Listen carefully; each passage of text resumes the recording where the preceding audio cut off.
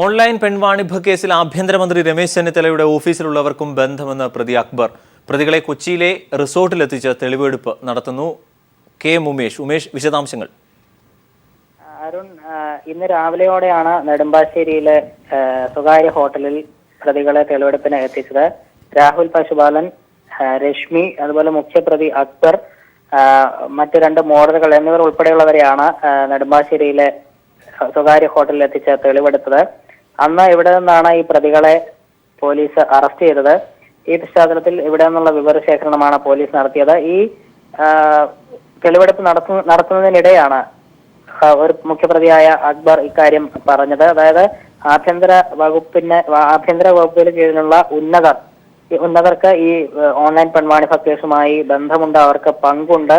അത് മറച്ചുവെക്കാൻ വേണ്ടി തങ്ങളെ ബലിയാടാക്കുകയായിരുന്നു എന്നാണ് ഇതിലെ പ്രതി പറഞ്ഞത്. ഇതിനുശേഷം ഇവിടുത്തെ തെളിവെടുപ്പ് പൂർത്തിയായി. ഇപ്പോൾ അവർ ആലുവ പോലീസ് ക്ലബിലാണ് ഉള്ളത്.